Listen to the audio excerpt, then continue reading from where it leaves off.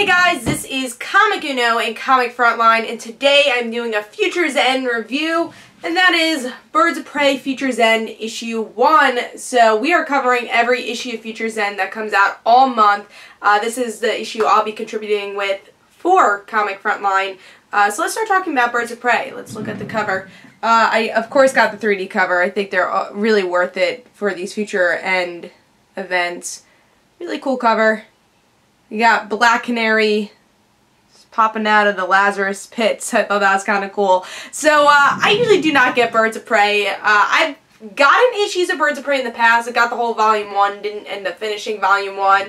It's an okay series, you know. I don't think it's as horrible as some of the other New 52 series with other properties that used to be better and other books that used to be better, but it's not horrible. It's just, it wasn't worth picking up.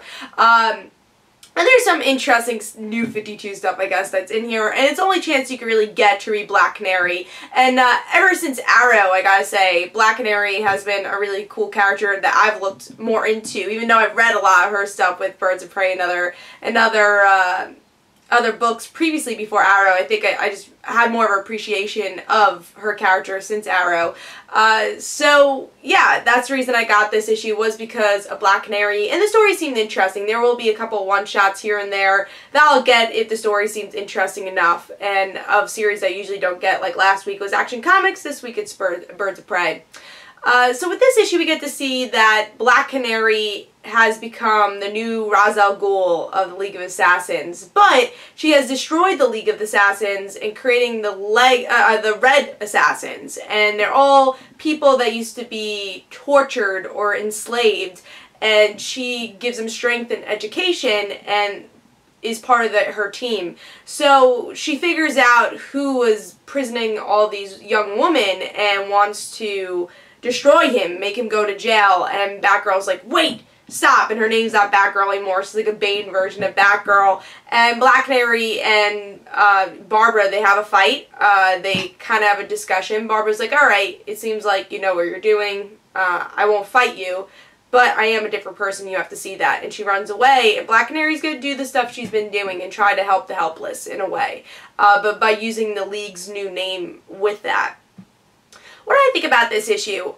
I liked it. I did. I liked the issue, but is it worth picking up is the real question. That's the thing. I felt like it was a touching story, but you're going to get more out of this if you read the New 52 Birds of Prey, because Black Canary and Barbara, they have a relationship, a good friendship, but a totally different friendship than they did in pre-New 52. I personally like their relationship previously than in the New 52 because they kind of always fought a lot of the New 52, at least what I've been reading of Birds of Prey. They didn't have as strong of a bond that they did previously, and you even see that here. I think if you've been reading this series, you're gonna get some payoff here, because it's a lot of things that's been building up throughout the whole series, at least what I've been seeing from the series.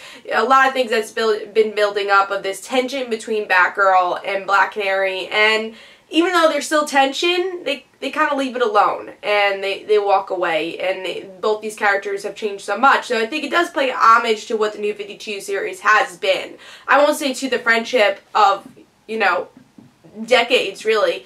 I won't say that, but at least the New 52 pays homage to. And it's a good issue. I liked it. I liked the interaction between Black Canary and Barbara. I think that was definitely the highlight. But it was nothing that blew my mind. I don't think you have to read this issue. I don't think you might, if you have a big pull list, you don't have to read this issue.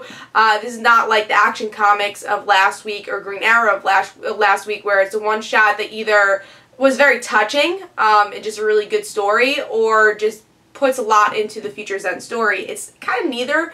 It just builds up onto this friendship if you've been reading Birds of Prey. So I thought it was a good issue for Birds of Prey, but nothing that really stuck out. So I'm leaning more towards pick it up, but I am going to give it 3 stars. It was still a good issue, but you know, nothing blew my mind here. And also the art's okay. It's average art.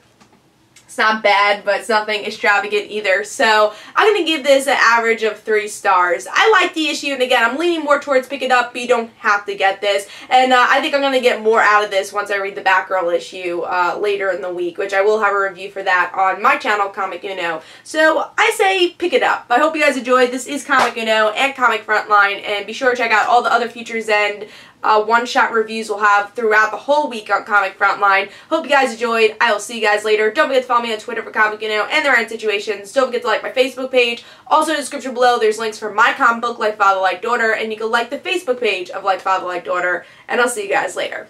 Bye.